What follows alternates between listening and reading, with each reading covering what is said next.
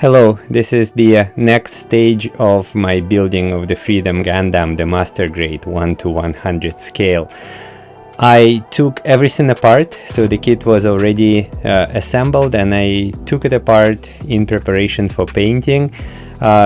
It's a little bit nerve-wracking because it's all in pieces now right here, but I took careful pictures of every stage before the disassembly, so hopefully with the instruction manual and those photos as a reference I'll be able to put the thing back together.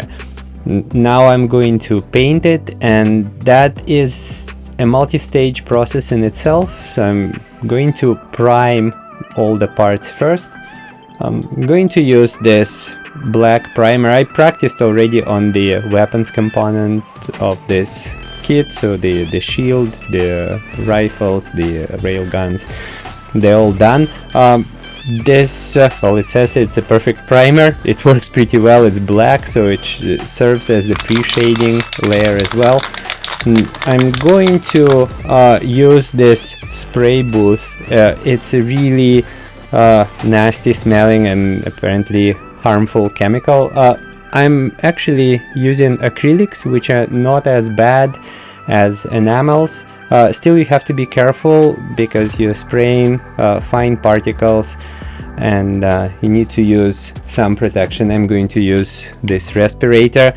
The primer is the problematic one. The propellant is the harmful chemical there, and it kind of sprays a lot out of the can, which makes it very fast layer to apply, so this is the good thing, but you have to be a little bit careful. I'm going to start with the parts of the inner frame, so these gray colored ones. I left them kind of assembled as much as possible, so like each part contains several pieces together.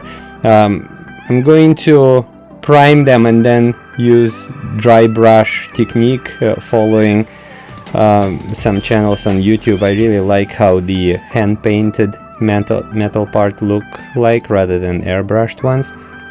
And then later on for the panels I'm going to use the airbrush. But for this the very next step is priming and then dry brushing with probably 2 layers, the gunmetal and the aluminum highlights, and we'll see how that will come out.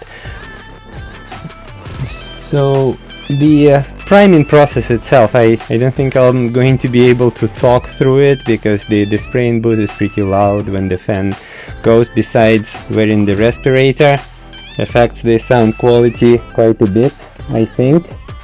So here it is. But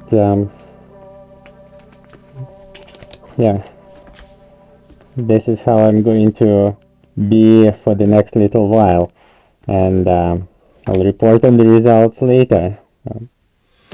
So I'm going to start with the torso.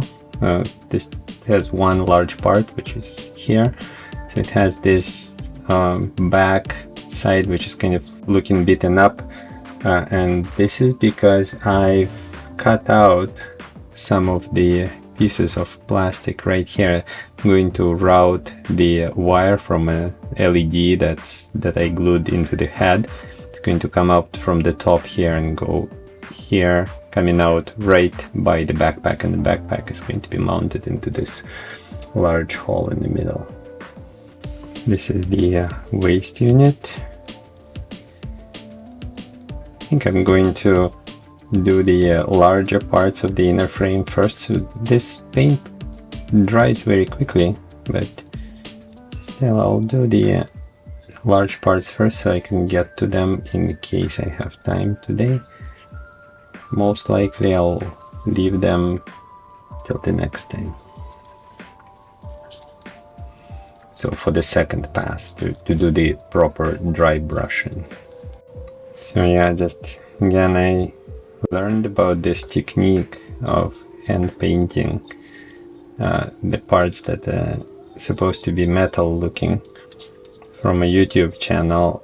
the fellow modeler, lives in Vancouver, just nearby here, and his screen name is Kukamatsu. I'm not nearly as skillful. He's a professional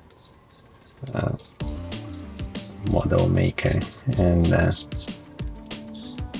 it's very inspiring how free he is in terms of interpreting what the model should look like once it's finished. And also, just I like the style, how he walks people through the creative process, and the general approach to having fun with what he does. So I'm trying to not really copy what he does, but just generally using it as an inspiration. I'm trying to, on purpose, leave some of the parts of black primer showing through. The effect I'm going for is raw steel, not the chrome metal, like not the electroplated metal parts, but just kind of the used steel frame. Like this. So this is the part of one of the leg sub-assemblies, and most of it is going to be covered with white panels, but it's just so much fun to paint, so I'm going to enjoy it anyway. I think this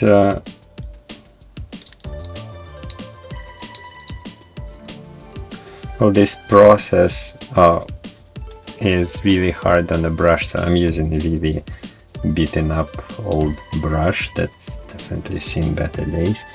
It's being dragged across these pieces of plastic, so it's not really a kind process for the bristles, but it's actually perfect use for an older brush. Yeah, I think this is okay. Maybe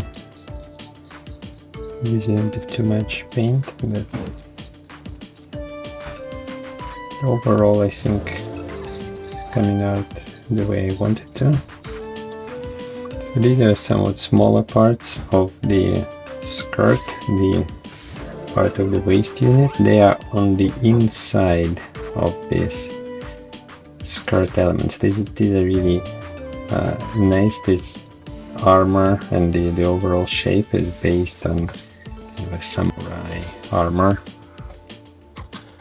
but these details, the ones that I'm painting right now, are likely not going to be visible much, if at all, once the white panels are in place. So yeah, these are parts of a foot unit, kind of the middle.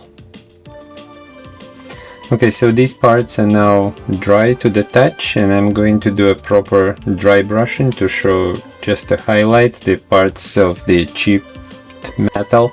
So I'm going to use this silver paint for that, and I'm going to use also a smaller brush so that not to waste too much paint. I'm going to load it with the color here and then wipe all of it off, so just completely dry brush, so that when I wipe it on the paper towel, nothing comes out.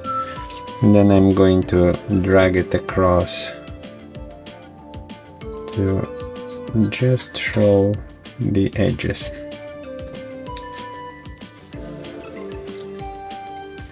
It's actually easier to just hold it in my hand, since it doesn't have any wet paint on it anymore. So this is a very subtle effect, and that's what I want. Again, I'm just loading the paint with the brush with paint and wiping it off. There is potentially another step to this, to painting metal, is to add grime, kind of engine grime to it to make it more used. And I'm not sure if I'm going to do that. It's kind of a wash. I'm tempted not to do that because it's going to be covered in panels anyway, so probably skip that step with this model anyway.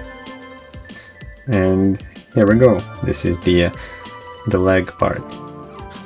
We'll do the same with this torso. Just dragging the almost dry brush across so that it's hitting only the raised edges. Creates this effect that the metal was nicked and kind of chipped there. Again, I don't remember which parts are going to show once the white panels are installed, and I didn't think much. Here we go. That's the torso part. So next we'll be sealing it with the clear coat. Probably we'll use gloss for the metal parts, and yeah, that would be it. Then moving to the panels for the next stage.